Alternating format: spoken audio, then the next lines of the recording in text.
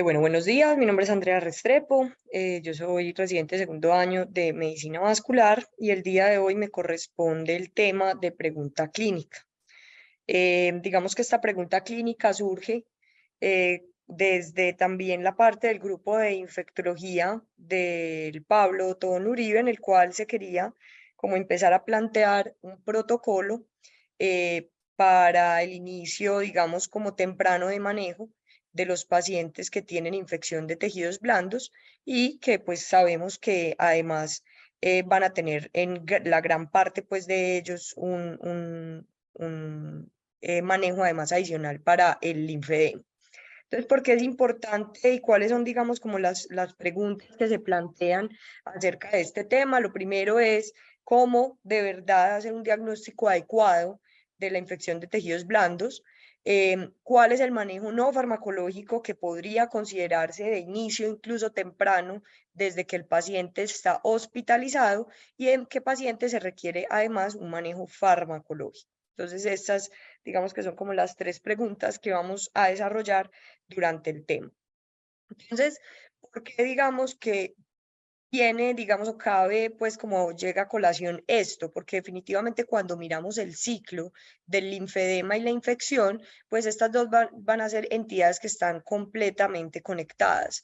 Cuando tenemos pacientes que tienen de base un linfedema, pues entonces ese linfedema, si es un linfedema primario, pues va a predisponer a la generación de infección por pues muchos mecanismos, como ahorita les voy a mostrar, pero definitivamente va a ser una de las grandes complicaciones y consultas a los servicios de urgencias por, más que todo, por las causas de infección que por las causas del linfedema.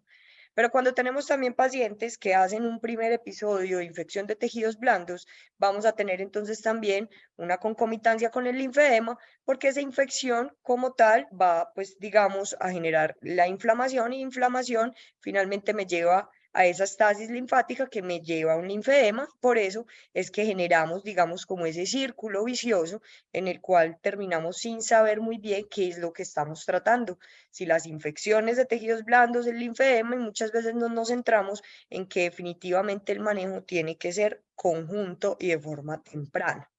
Entonces, y miramos clásicamente, además, cuáles son los factores de riesgo para celulitis, vamos a encontrar que tener un episodio previo de celulitis de entrada va a ser un factor de riesgo. Presencia de úlceras y heridas, entonces pacientes, por ejemplo, que además tengan un flebolinfedema o que tengan enfermedad venosa crónica y estén ya, pues, digamos, como en un estadio 6, C6, pues van a tener mayor predisposición a generar infecciones de tejidos blandos, específicamente celulitis. Una muy importante que la mayoría de las veces se nos pasa son las tiñas PEDIS también como variable independiente van a ser un factor de riesgo para celulitis. El edema crónico específicamente en mayor riesgo en los pacientes con linfedema, la insuficiencia venosa, si digamos que no estemos ya en estadios avanzados, también per se, como ella sola va a ser un factor de riesgo para el linfedema, enfermedades exfoliantes, escoración de la piel y obesidad.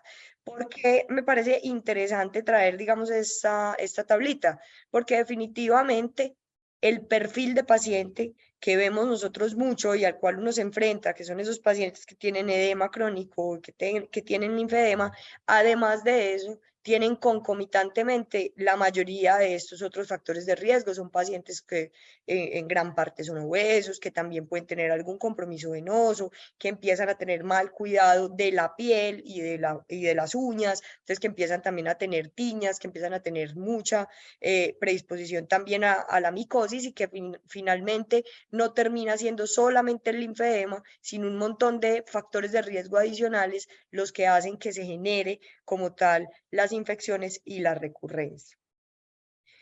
Este es un estudio que es un estudio que se realizó en varios centros en el cual ellos querían mirar qué era lo que más impactaba del edema crónico en la celulitis, o sea, cuáles eran los factores que más tenían predisposición para la generación de infecciones de tejidos blandos y encontramos que solo el hecho de ser hombre pues va a tener mayor predisposición a tener infección de tejidos blandos, el peso sin duda, entonces ser obeso, pero más que todo la obesidad mórbida va a ser un factor de riesgo independiente. el paciente diabético, claramente vamos a tener una disrupción completa también de la inmunidad y una mayor predisposición a infección, entonces por eso va a ser un factor de riesgo. Tenga una herida, tenga, digamos, como una edema de la línea media, van a ser, digamos, como factor de riesgo para la generación de celulitis, pero una cosa muy importante, y es que el paciente que tiene un control del edema, definitivamente va a ser uno de estas herramientas o uno de los factores que va a hacer que el paciente tenga menos recurrencia y que tenga menos episodios de celulitis, o pues en general de infección de tejidos blandos en los pacientes. Y ese riesgo de celulitis aumenta porque hay una deficiencia inmune local. Vamos a tener un transporte ineficaz de antígenos a los ganglios linfáticos, eso me lleva a una estasis linfática que va a generar también un crecimiento bacteriano e impedir la eliminación de bacterias y toxinas. Entonces, traigo esta foto y empiezan entonces las preguntas. Estamos ante una infección de tejidos blandos. Son pacientes que tienen pues también eritema, que pueden tener calor, que tienen edema local, que tienen dolor. Entonces empieza la pregunta. ¿Son episodios de infección de tejidos blandos o simplemente son manifestaciones del linfedema? O al contrario, pueden ser ambas y vamos a tener entonces estar en este ciclo de linfedema más infección de tejidos blandos. Y entonces entra la importancia de hacer muy bien el diagnóstico. ¿Cómo vamos a hacer un diagnóstico adecuado? ¿Por qué? Porque digamos que de ahí parte todo. Cuando nosotros vemos cuál es la fisiopatología del linfedema, nos damos cuenta que el papel inmunológico es, digamos, de lo más importante en el linfedema, tanto para el empeoramiento de esta patología per se como las complicaciones. Y vamos a tener un papel muy importante en los CD4, en los cuales vamos a tener una actividad muy importante, el TH2, que nos aumenta interleuquinas y que incluso eso termina siendo ahorita en investigación, digamos, como unas posibles terapias a futuro, y es también mirar cómo se van a hacer un bloqueo específicamente de estos variables pues como inmunológicas para hacer una inmunomodulación y no generar una progresión de la enfermedad. ¿Por qué? Pues porque ya sabemos que entonces eso finalmente nos va a llevar a una regulación negativa de la linfangiogénesis, entonces vamos a tener menos colaterales linfáticas, vamos a tener entonces mayor predisposición como tal al linfedema, entonces ellos van a estar inflamados y la inflamación va a ser un factor de riesgo también para el empeoramiento del linfedema como tal. Esas células inflamatorias además aumentan la regulación a la alta del óxido nítrico sintasa, entonces también van a tener un aumento del óxido nítrico y una disminución de la contractilidad, entonces pues vamos a estar pues digamos con estos linfáticos completamente dilatados, entonces pues la sintomatología va a estar muy florida. Entonces, ya sabemos que tenemos una interrelación entre los vasos linfáticos y el sistema inmune, como les decía, o sea, es específicamente basado también por las células TH2, entonces vamos a tener muchísima inflamación. Esa inflamación no solamente entonces nos va a llevar pues a esa disfunción de linfática, sino que también nos va a generar un problema inmune que nos va a generar la predisposición para las infecciones de tejidos blandos, porque vamos a tener una disminución en la inmunidad innata y adaptativa. Entonces, definitivamente, pues cuando yo tengo un linfedema y que tengo la inflamación, pues per se voy a tener una predisposición para la generación de infecciones de tejidos blandos. Entonces, empezamos, digamos, allá a ver que la fisiopatología de estas dos enfermedades terminan estando unidas, termina siendo casi que una misma fisiopatología, y por eso es que están en tanta relación una con la otra, y vamos a tener pues obviamente unos factores que van a ser unos predictores de celulitis que van a ser, digamos, como muy obvios, como por ejemplo, si yo tengo más linfedema, pues obviamente voy a tener muchísima más celulitis, pero también otros, como por ejemplo la ingesta de sal, que empieza también a ser como factores de riesgo que se empiezan a ver en la generación de mayor predisposición a celulitis en los pacientes con linfedema. ¿Cuál, digamos, que empieza a ser el problema en estos estudios observacionales y en estos estudios de cohorte? Que los pacientes que tenían, muchos de ellos, una supuesta celulitis, y por eso la pongo entre comillas, tenían menor dolor local, requirieron menos antibióticos, entonces empieza uno a cuestionarse si era de verdad que los pacientes tenían una celulitis o simplemente estábamos en la inflamación normal que se genera por el linfedema, que va a generar, digamos, las mismas manifestaciones que una celulitis. Entonces, esto se ha evaluado cuál es, digamos, como de verdad la incidencia de celulitis en los pacientes y nos encontramos con que hay diagnósticos erróneos de celulitis en un gran porcentaje. Estas son unas, digamos, como unos estudios, son unas cohortes que son de consulta de dermatología en el que llegaban pacientes con presuntas celulitis, con diagnósticos de celulitis y se evalúan para mirar si sí cumplían con los criterios específicamente de alguna patología infecciosa y miren que cerca del 30% de los pacientes no tenían celulitis, era más inflamación secundaria a otras causas, entre ellas el linfedema, y no tenían celulitis. Entonces, ahorita sale en el 2022 esta, digamos, como esta línea de diagnóstica que propone la BLS, que es la Sociedad Británica de Linfología, y es cómo hacer, digamos, un algoritmo para poder hacer un muy buen diagnóstico de infección de tejidos blandos. En realidad es demasiado obvio y en gran parte son cosas que uno ya sabe, pero que definitivamente hay una brecha en alguno de estos algoritmos que hace que haya un sobrediagnóstico de celulitis en estos pacientes. Lo primero, si el edema y el eritema de miembros inferiores es bilateral, por lo general no es una celulitis y tenemos que considerar diagnósticos diferenciales, una lipodermatoesclerosis o que tengamos pues digamos con todas las consecuencias de una enfermedad venosa crónica, un eczema varicoso, una dermatitis también muchas veces por contacto en los pacientes que utilizan cremas o con medidas de compresión que pueden generar dermatitis por contacto, infecciones como el intertrigo, infecciones fúngicas por la mala higiene como tal de la piel y de las uñas, o que sean cambios inducidos por medicamentos o inducidos por el color, o que definitivamente pues tengamos una condición médica subyacente, por ejemplo, pues los pacientes que hacen muchas veces pues estos pacientes renales, pacientes diabéticos, pacientes con falla cardíaca, que empiezan a hacer cambios en coloración de la piel porque han tenido ya muchísimos episodios de edema por el largo de su vida. Entonces, de entrada, casi tenemos, esto empieza a excluirse en los pacientes que tienen edemas o que tienen eritema, mejor dicho, bilateral. Si estamos ante un eritema que es unilateral, pues lo primero que hay que mirar es cómo está el paciente.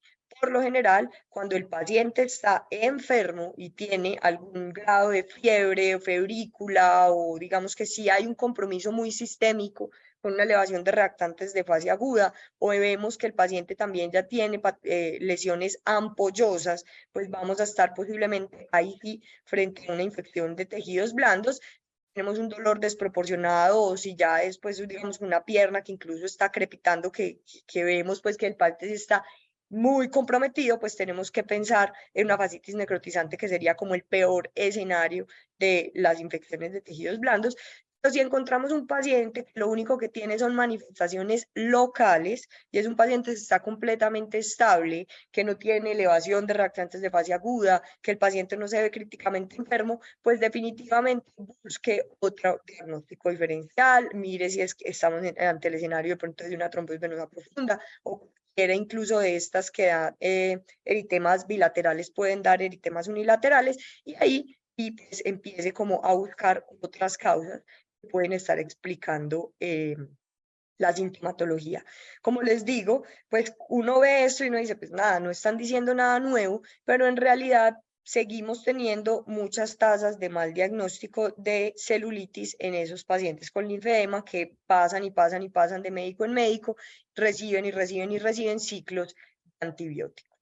Entonces, ¿cuál es el manejo no farmacológico más indicado una vez nosotros ya tenemos un diagnóstico bien realizado?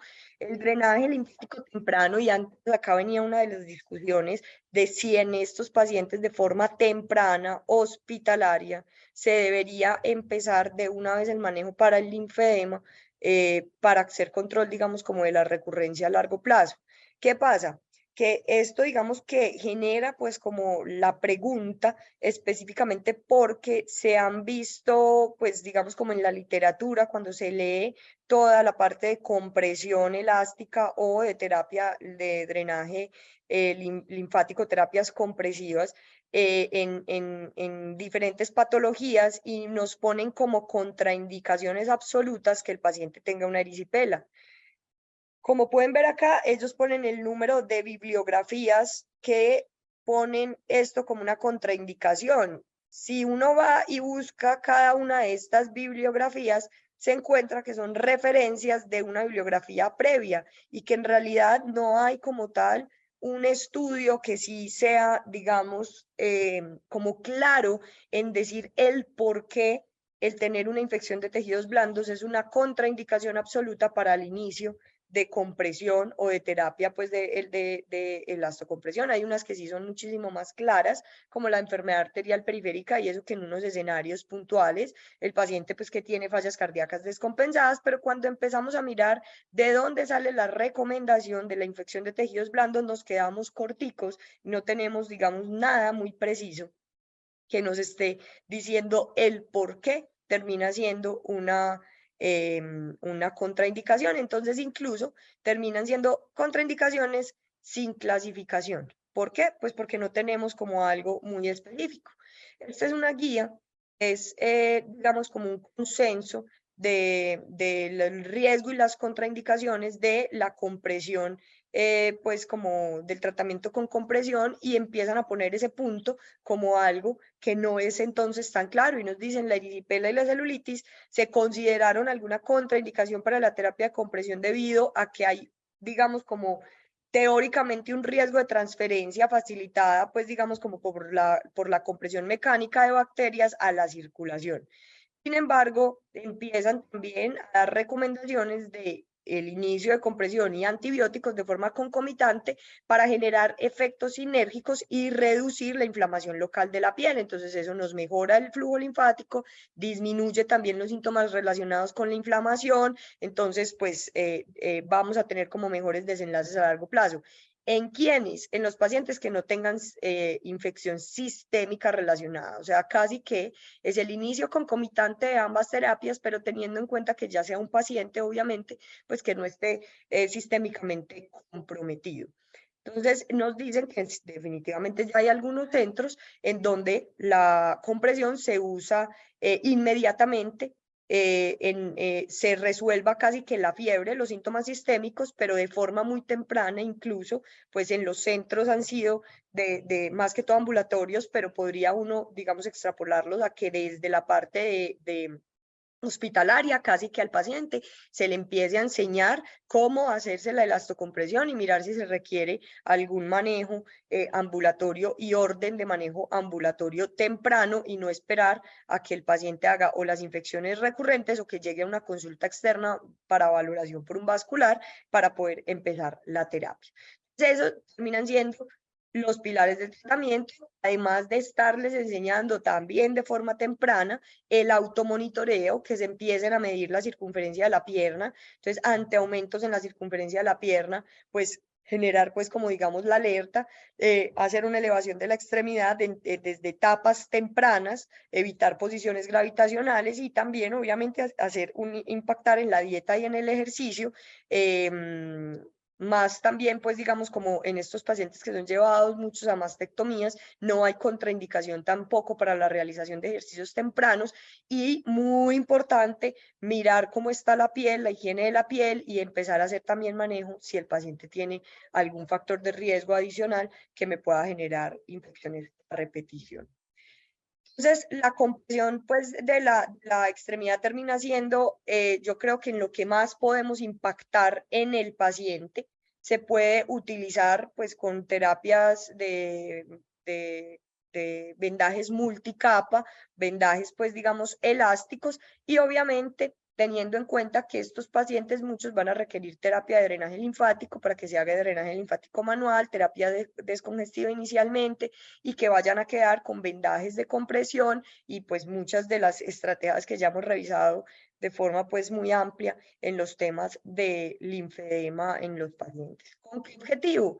Pues de reducir volúmenes. Ya vimos que desde el principio de la charla, una de las mayores estrategias para la disminución de celulitis es la reducción de volumen, y ya sabemos que vamos a tener reducciones de volumen muy importantes, hasta hay series de un 70% de reducción de volumen cuando vamos a hacer estas terapias descongestivas. Entonces la idea es también incentivar a hacer estos protocolos de manejos tempranos hospitalarios para poder impactar en reducciones de volumen y que se disminuyan las celulitis recurrentes. Esta, digamos que es el estudio como pivotal de la compresión en celulitis recurrente, para prevenir celulitis recurrentes en edemas por pacientes con linfedema. Es un estudio que se publicó en el 2020 en el New England, que en realidad tiene muy poquitos pacientes. Es un estudio de 84 pacientes en donde terminan estando 41 en el grupo de terapia de compresión y 43 en el placebo, pero pues que definitivamente sí nos habla mucho de la lógica que llevamos hasta el momento. Uno, son pacientes que ya son de edades medias más o menos de 65 años, que como vemos, la mayoría tenían índices de masa corporal altos, entonces son pacientes que tienen factores de riesgo adicionales por eso, porque son obesos. Los pacientes tenían ya edemas de más de 5 años de duración en su gran mayoría, ya habían tenido al menos 2 episodios de infecciones de tejidos blandos. Ahí digamos que es como la crítica que se le hace al estudio: si fueron infecciones de tejidos blandos, si fueron celulitis o fueron pseudocelulitis, pues nunca lo vamos a saber. Los pacientes no venían utilizando en su gran mayoría profilaxis, y pues tenían, digamos, como mucha comorbilidad asociada. Ellos a quienes, digamos, quiénes fueron como los pacientes que eligieron en este estudio: pacientes que tuvieran 2 o más episodios de celulitis en la misma pierna en los últimos 2 años, y que tuvieran un edema después de la celulitis que le durara más de 3 meses. Estas fueron las terapias compresivas que ellos utilizaron: terapias con vendajes elásticos, con vendajes multicapa, o también, pues digamos, dependiendo de la gravedad del paciente, pues fue como, digamos, la terapia, pero también utilizaron medidas de compresión a la rodilla.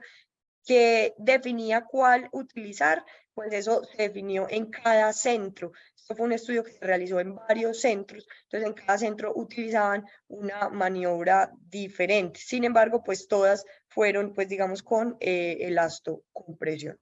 Definitivamente se muestra que el inicio de compresión, pues en estos pacientes, que ya no es temprana, sino que ya termina siendo es por recurrencias, pues va a tener impacto en nuevos episodios de celulitis de forma estadísticamente significativa, e incluso pues en desenlaces secundarios. Las hospitalizaciones se vieron menor en los pacientes que tenían compresión, pero no fue estadísticamente significativo, y pues unas variables que ya sí son variables más, digamos, de desenlaces secundarios, como la disminución del volumen, el cambio en mililitros del volumen, las encuestas de calidad de vida, pero definitivamente sí muestran que es una terapia bien tolerada, que no aumenta el dolor, sino que por lo general los pacientes les reduce el dolor. Entonces miren que en la escala análoga del dolor también reduce el dolor, reduce la inflamación y reduce la parte del volumen en la extremidad. Entonces, este estudio es muy importante porque nos habla de que definitivamente la terapia compresiva disminuye un riesgo de celulitis hasta en un 77%. ¿Qué pasa? Pues que aquí ya los estamos cogiendo de forma muy tardía. Estos son pacientes que ya al menos tenían 2 episodios de celulitis. Entonces, si extrapolamos eso, pues digamos, como el manejo temprano, pues no tendría por qué variar mucho y podría impactar desde estadios tempranos de la enfermedad. Entonces, el tratamiento no farmacológico termina siendo modificación de factores de riesgo. Terapias compresivas es como el pilar del manejo temprano, como le he venido diciendo, pero muy importante es siempre evaluar si el paciente tiene algún otro factor de riesgo que tengamos que tratar, como por ejemplo las tiñas, la onicomicosis, mucha hidratación y cuidados en la piel para evitar las heridas y el manejo en la obesidad.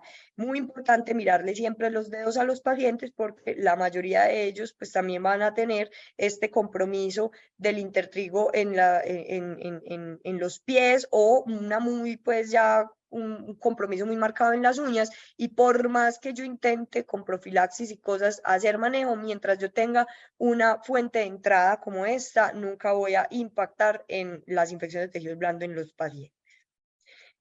El manejo farmacológico, pues este sí digamos que va a tener un poquito más de evidencia, pues de entrada la terapia diurética no es uno de los tratamientos para estos pacientes y cuando miramos los agentes antimicrobiales, pues están documentados y están digamos, como indicados en esos pacientes en los que de verdad se confirma que estemos ante una infección de tejidos blandos porque tenemos inflamación sistémica, porque tenemos una PCR alta, porque tenemos, digamos, no solamente los hallazgos en la extremidad, sino también sistémicos que nos pueden, pues que nos hacen pensar que el paciente está ante una infección de tejidos blandos.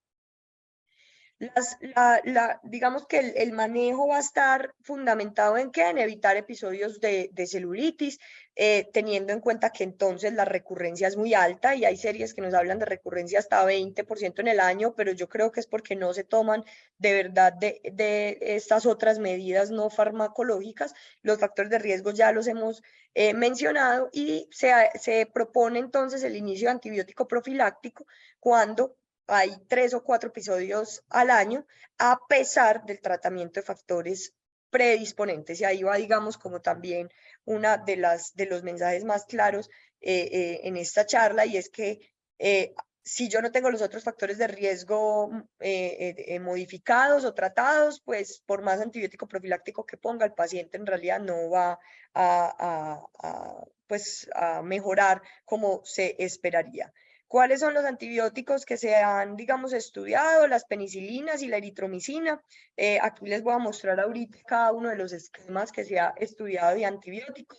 Todo muy extrapolado de este estudio, que es más un estudio para la prevención de recurrencia en celulitis en general, no solamente en los pacientes con linfedema, que es el patch 1, y este fue en manejo con penicilina. Ellos lo que pues plantean es el uso cuando son pacientes que han tenido 2 o más episodios de celulitis en 6 meses, lo que utilizaron fue penicilina 200 miligramos cada 12 horas versus placebo por 12 meses, y este es, digamos, como el tiempo que tenemos de profilaxis en los diferentes estudios, un año. Se excluyeron pues pacientes que tuvieran algún tipo de alergia a antibióticos o que ya los hubieran utilizado y de igual manera les hicieron un seguimiento a 3 años para buscar recurrencia. Y pues encuentran que los pacientes que tienen que manejo con penicilina pues tuvieron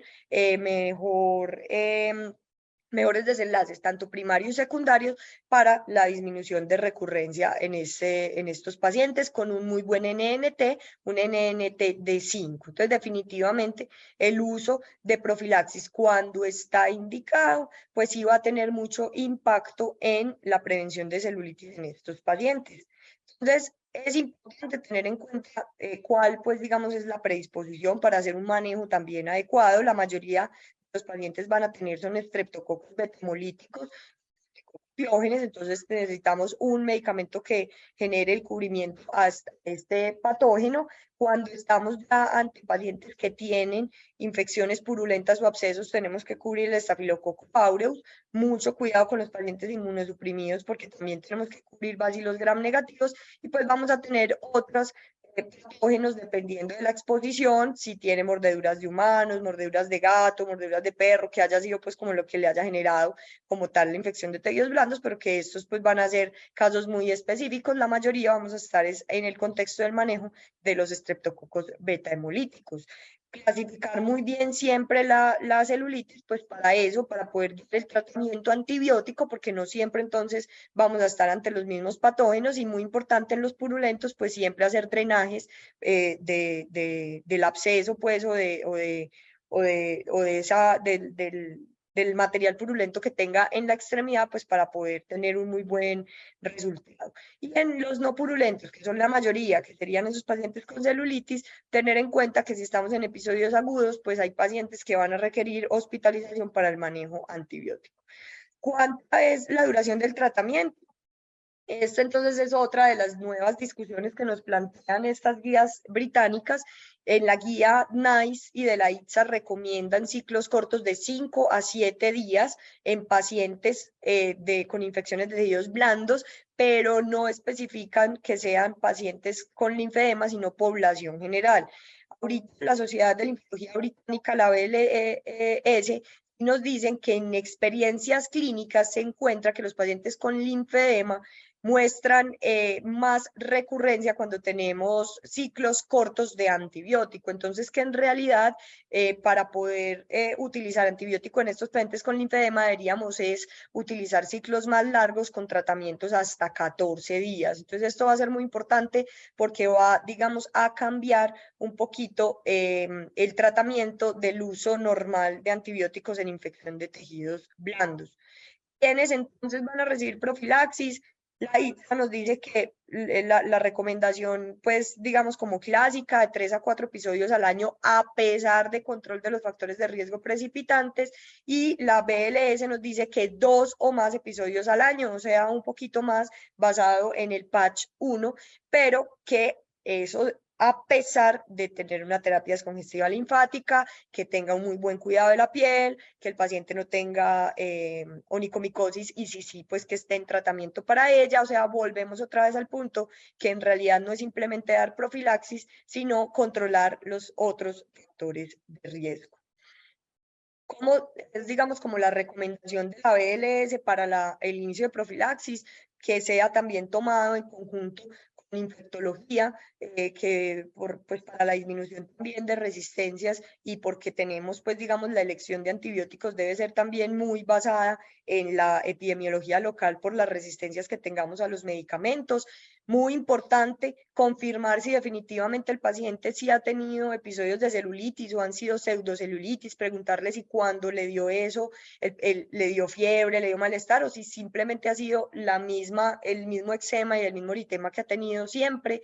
Y si fueron episodios de celulitis, cómo recibieron los antibióticos, porque muchos entonces de estos el problema es que terminan siendo son celulitis no tratadas, o sea, que reciben ciclos menores de antibióticos de 5 a 7 días, entonces tenemos altas tasas de recurrencia a las 2 a 3 semanas, entonces mirar si es que hay que darle de un tratamiento, pues digamos, como más extendido y completo hasta 14 días para poder controlar pues el foco infeccioso, y si hubo otro claro factor de riesgo desencadenante para poderlo controlar, que es pues digamos como lo que les he dicho ya en repetidas ocasiones.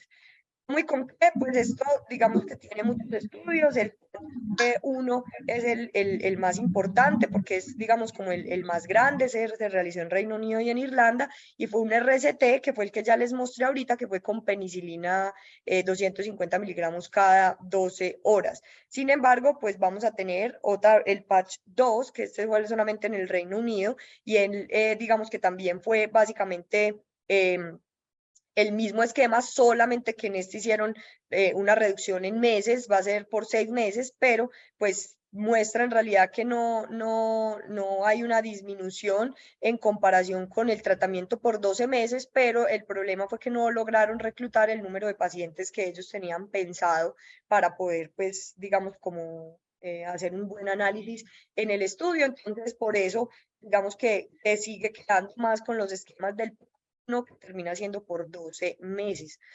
También estudios con penicilina benzatínica cada 15 días. La duración de esta no es clara, se termina también como extrapolando más a que sea la misma duración del patch 1, que se puede utilizar hasta por 12 meses, con una recurrencia casi que de cero en comparación con 26, una P menor de 0,01, entonces pues digamos que también podría ser una muy buena opción.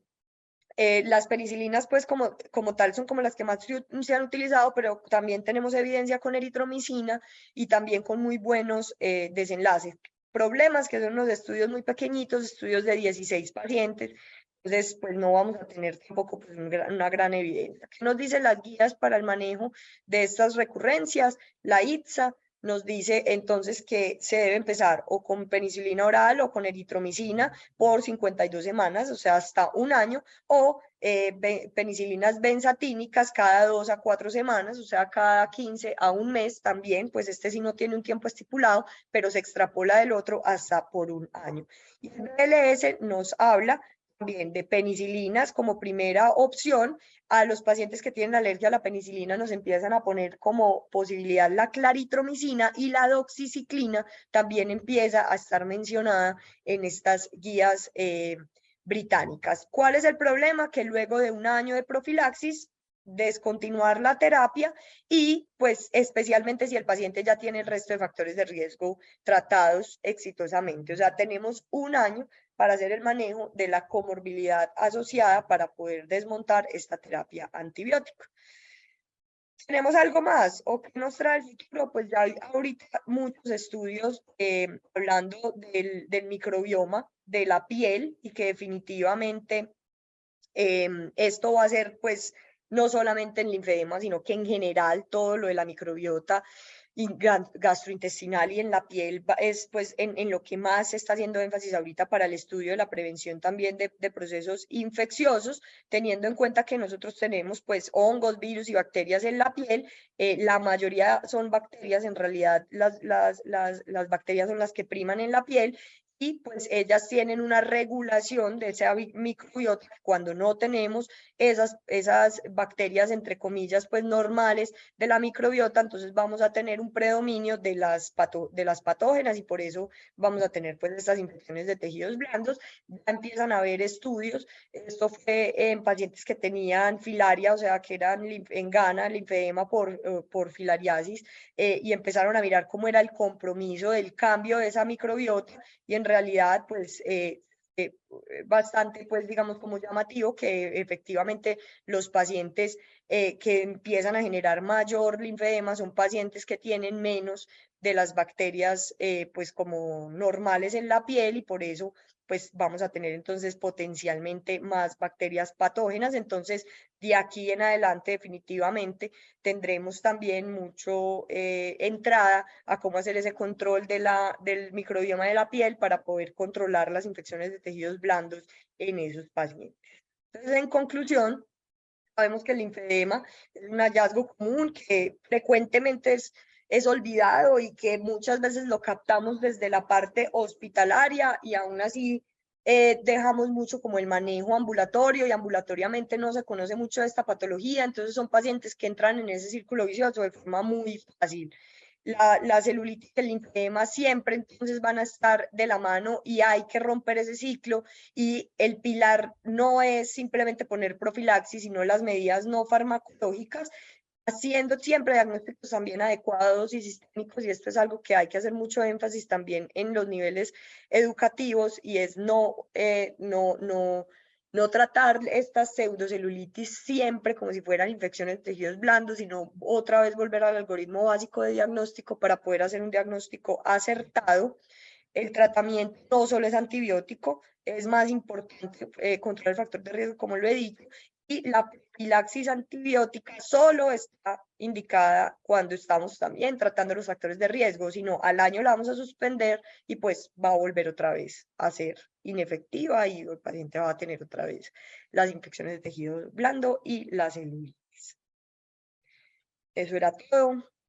No sé si hay algún comentario, alguna Oiga, pregunta. muy buena revisión, excelente. Este es un tema que le deja a uno, digamos, que uno como que intuye como por experiencia y por jugado por dónde van las cosas, porque muchas veces la celulitis, hablando de un proceso inflamatorio, no el problema, el problema asociado de la infección, es como lo tratas aquí, pues es un evento diferente. Yo quiero que te devolvas a la diapositiva donde están las recomendaciones de la BLS. de drenaje linfático y presoterapia. ¿Las contraindicaciones Sí, o...? eso, las contraindicaciones del drenaje linfático. Bueno, esto ha sido motivo de discusión en muchos foros internacionales y uno después de ver muchos, digamos, muchos pacientes y en el día a día, pienso que hay una contraindicación absoluta en mi concepto, que es la falla cardíaca. En realidad los pacientes se descompensan cuando uno los somete a drenaje y a presoterapia. Sin embargo, pacientes con trombosis venosa profunda. A ver, ¿dónde está la evidencia de que eso genera embolia pulmonar? Si ya hay artículos donde se han seguido los pacientes, no solamente haciendo ejercicio, sino colocándoles medias de gradiente precozmente y en realidad no hay ninguna diferencia, ningún cambio. De acuerdo. ¿Cuánto es la presión que hace una pantorrilla para generar un retorno venoso en posición de pies? 150 milímetros de mercurio o 200, dependiendo de la columna que tenga el individuo, de la aurícula hacia la punta pues hacia el maléolo medial. Entonces vos generás 150 con una pantorrilla y no vas a poner a un paciente en una bomba a 60. Entonces, sí. O no vas a poner un vendaje. Entonces, o no vas a poner una media. Entonces, no, en mi concepto, revise bien y no le veo patas a esa recomendación de contraindicación absoluta. De hecho, hay muchos pacientes que se alivian con el entrarlos a una, por lo menos paliativamente les quita el dolor, les quita el edema, aún tienen trombosis. Las erisipelas, de acuerdo, no es una contraindicación absoluta. De hecho, aquí los trabajos que ha presentado la Torre, muy interesantes en erisipelas muy agresivas en el área de Santander, pues esos pacientes les hace precozmente intervención, manejo de antibióticos y vendajes elásticos. Entonces estas contraindicaciones me llaman muchísimo la atención. Yo pues prácticamente excluiría, vuelvo y le digo, la falla, ahí sí le doy razón a la falla cardíaca con buen sobrepeso. Otro punto que me llama la atención y que les he propuesto es el criterio Doppler en el ganglio. Criterio Doppler en el ganglio. ¿Encontraste algo sobre eso? No, doctor, nada. Estamos en mora de hacer esa vaina. ¿Hasta cuándo dan antibióticos? Hasta que el patrón de resistencia del ganglio linfático se modifique y cambie. Miren que cuando hay una infección, ya sea una celulitis o una erisipela, el patrón del ganglio linfático es hiperémico. Cuando hay una celulitis diferente a la infección, el patrón del ganglio linfático no es hiperémico. Entonces, pues está muy bien el PCR y está muy bien la sedimentación. Sin embargo, intuyo, y háganle ustedes ahora que tienen todas las ganas del mundo de hacer las cosas y de volverse famosos, de que el patrón Doppler en mi concepto va a estar asociado de la mano de la, digamos, del fin de la infección. O sea, guiar el antibiótico por un patrón de Doppler que se recupera en el ganglio linfático o desaparece. Perfecto, sí, doctor. Hola, buenos días, Andrés. Eso hay que hacerlo. Hola, doctor. Bueno, en cuanto a lo que acaba de decir el doctor Felipe, de acuerdo con lo de la falla cardíaca, yo lo aprendí en la forma maluca, porque me pasó una vez con un paciente que me puse a hacerle drenaje linfático, y el problema es que los pacientes, afortunadamente estaba hospitalizado, en la madrugada hizo un edema pulmonar, ¿cierto? Entonces ya hay que tener respeto a la falla cardíaca para ponerse a hacer drenaje linfático. Entonces, si el paciente tiene falla cardíaca, primero séquelo con diuréticos, con furosemida, y cuando ya esté más o menos compensado, inicia el drenaje linfático. Pero el problema de eso es que la sobrecarga de líquido que usted le saca de la pierna se va para el pulmón, y a las 3 de la mañana el paciente está en edema pulmonar, ¿cierto? Entonces, sí, hay que ser muy cuidadoso con eso, de acuerdo con lo de las infecciones. El problema, profe, ¿sabe qué es? Que por ahí hay una guía guía colombiana del lipedema o algo así, que ya está como vieja y es un actualizado, que sí habla específicamente yo creo que no está contraindicado, pero que sí dice la guía clarito, con una evidencia malísima, de que en eventos infecciosos agudos no se debe usar el drenaje linfático, y de ahí se pegan los auditores para glosar o para no dejar que... Entonces el problema a veces va más allá, pues cuando es una paciente pues, particular, no hay problema, pero si una paciente de EPS, entonces los auditores han tomado el tema de revisar eso, de esas para ver dónde buscan la debilidad y glosar. Entonces, muchas veces hay que esperar a que el paciente salga de la infección para poderle mandar el drenaje linfático. Eso es cierto, Juan. Eso es cierto. De hecho, como te digo, estas discusiones las he tenido, digamos, en foros internacionales donde esto a rajatabla lo cumple. Sin embargo, las guías, por supuesto, mencionan algo, pero la experiencia y el camino de la vida muestran otras. Entonces, pues está muy bien, yo respeto mucho las guías, sin embargo, es como, vea, este concepto existe. De acuerdo, de acuerdo. Entonces, sí, es como saber jugar con eso. Yo también estoy de acuerdo con usted. En cuanto al diagnóstico, me parece muy importante lo que está mencionando ahí, lo del ganglio, y eso creo que vale la pena explorarlo mejor, porque, por ejemplo, Andra decía en la charla, no, es que es muy, a veces unas cosas que son muy obvias y uno cree que sí, y mentiras que a veces, por ejemplo, nada más ayer estaba viendo una paciente que tiene un síndrome post-trombótico severo, y que ayer me llegó con la pierna un poquito más rojita, y que ella dice que malestar general, el hemograma normal, la PCR normal, pero ella dice, pero yo me siento diferente, la pierna me está doliendo. O sea, yo no tengo certeza, la pierna sí estaba un poquito más rojita, ¿cierto? Y era unilateral. Yo no tengo certeza que esa paciente tenga una celulitis o una infección de tejido blando. Puede que la tenga, puede que no, pero pues ¿qué me tocó a mí hacer? Vamos a darle antibióticos empíricamente. Puede ser perfectamente cambios por el linfedema, pero no siempre es tan fácil como uno creería. Entonces de pronto ahí hay que buscar como más elementos, y uno de ellos puede ser ese tema del ganglio, ¿cierto? Otra cosa, bueno, lo dijo el profe ya muy claro, a diferencia de una infección de tejido blando en una pierna sana, en una pierna no hinchada, que son 5 a 7 días, esos pacientes con el linfedema, a veces hay que irse hasta 14 días para que resuelva la infección de tejido blando. Y con el tema de las profilaxis antitrombóticas, yo me he dado, pues la profilaxis antibiótica, cada vez me he dado cuenta que las estoy usando menos. Y yo me acuerdo mucho que el doctor Tobón todavía había dicho que el linfedema es una enfermedad fácil de diagnosticar, imposible de curar, pero hay linfedemas que sí se curan. Muchos de esos pacientes que han hecho infecciones recurrentes asociadas al linfedema, que lo que tenían era un flebolinfedema, yo le mencionaba aquí, usted le quita las venas insuficientes superficiales y el paciente se deshincha.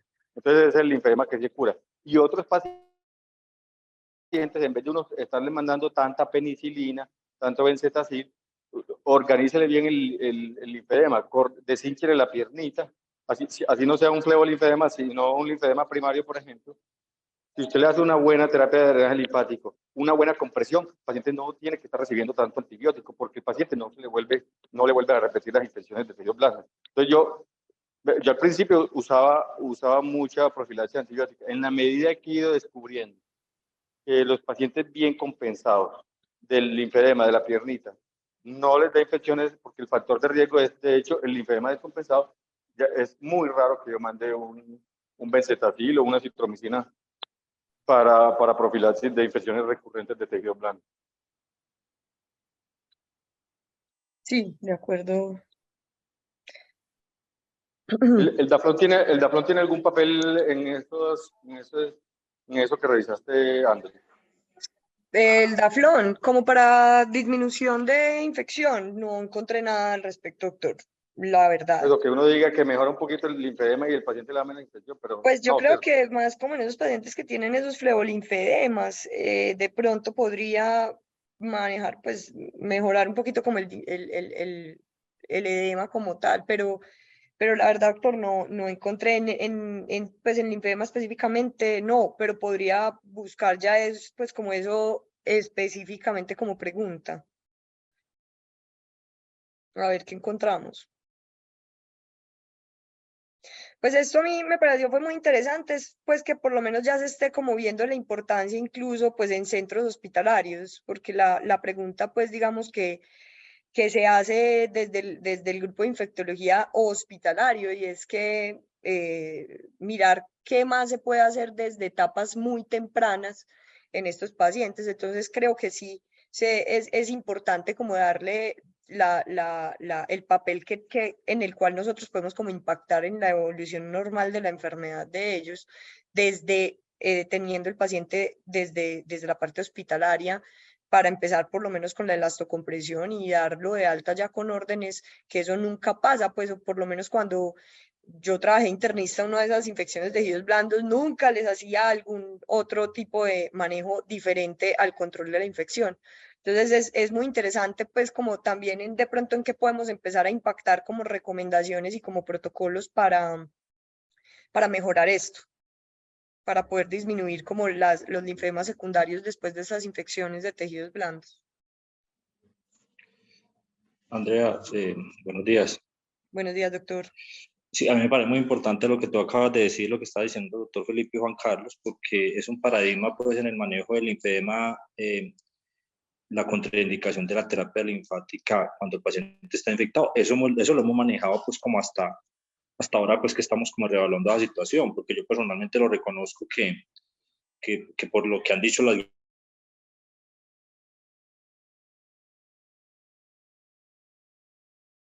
guías hasta el momento, como muy bien lo mencionó Juan Carlos, uno lo que hace es lo que tú acabas de decir, venga, terminemos de tratar la infección, de controlar bien eso, y en un contexto ambulatorio empezamos a manejar el linfedema. Entonces, tenemos que ir en pro, pues, como de cambiar entonces las guías y el modo de proceder en el paciente con linfedema infectado, porque yo personalmente lo que hago, yo creo que a usted le consta que hasta que el paciente no tenga la infección pues controlada y después de que salga de la hospitalaria, no le empezamos la terapia del drenaje linfático. Yo eso lo tengo pues como un paradigma.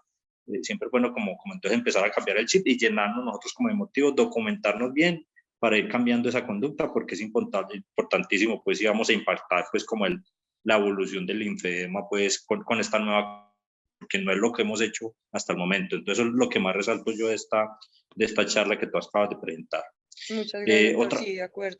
Sí. Otra cosa que quiero como yo apuntar o preguntarte entonces o proponer, porque mira que es muy importante el diagnóstico de la infección, porque es que uno también ve muchos pacientes con un linfedema crónico que se agudiza y que tiene un compromiso inflamatorio, por ejemplo, bilateral, como tú me lo mencionaste en la charla, donde ya uno duda si hay una infección. Esos que tienen eritema en ambas piernas, con un edema que se exacerbó, que no tiene una trombosis, una tromboflebitis adicional, y que el paciente ya tiene un linfedema crónico y que se exacerbó por un proceso que parece infeccioso, pero realmente no lo es, porque hay algunos elementos del punto de vista clínico que no me cuadran.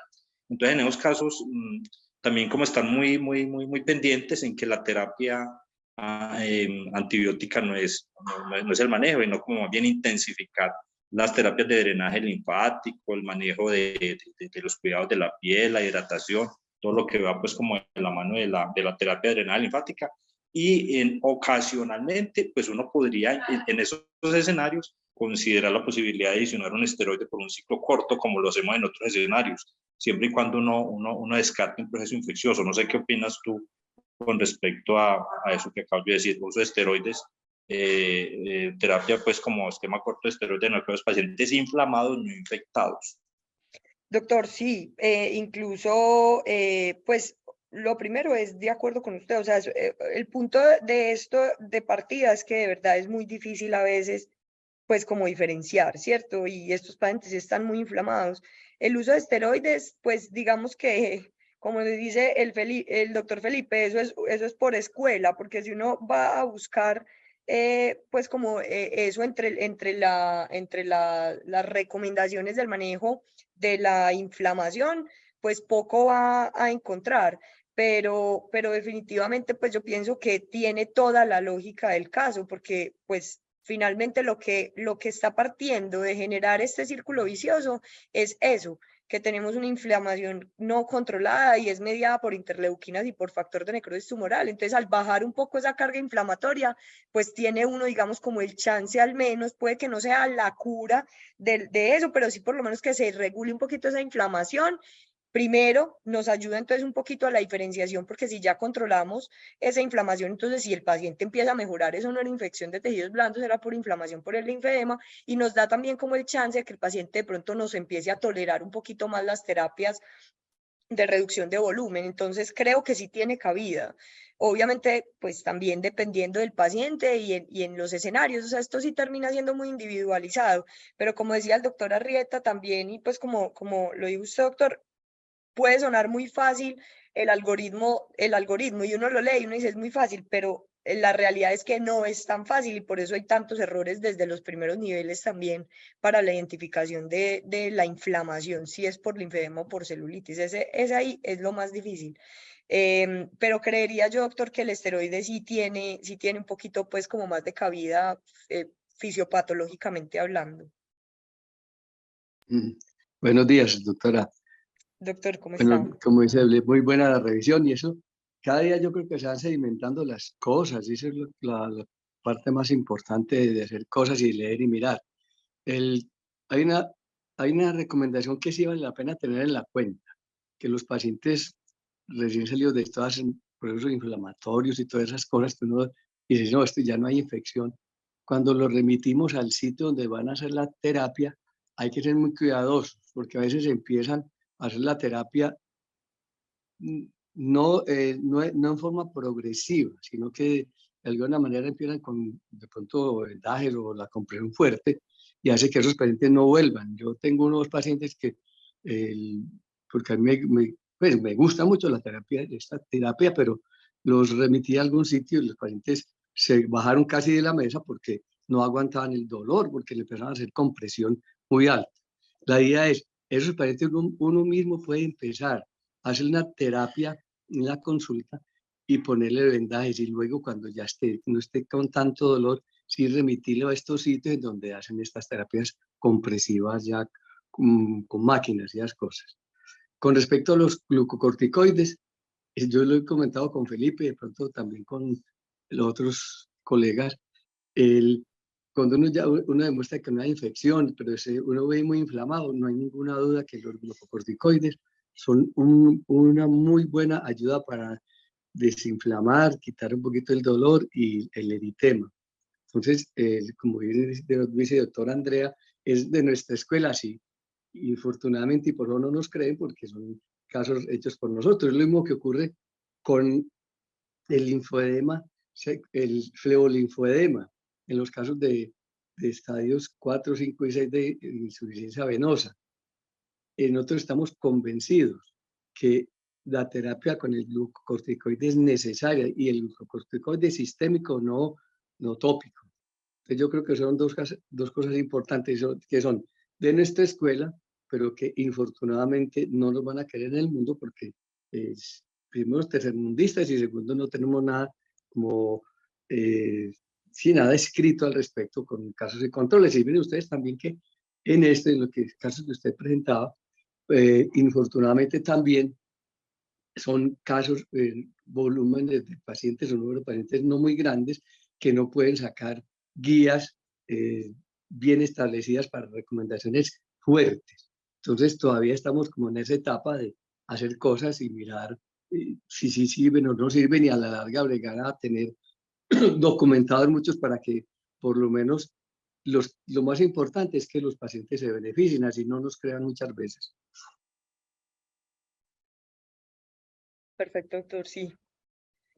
Sí. No, yo creo que pues por lo menos entre nosotros vamos creando la experiencia también del uso de los esteroides, pues, o sea, que sea por escuela no quiere decir que no tenga evidencia, esa es nuestra evidencia, pues, y antes es más valiosa y pues ha dado resultado, entonces, pues sí, tiene, digamos, como todo el fundamento biológico.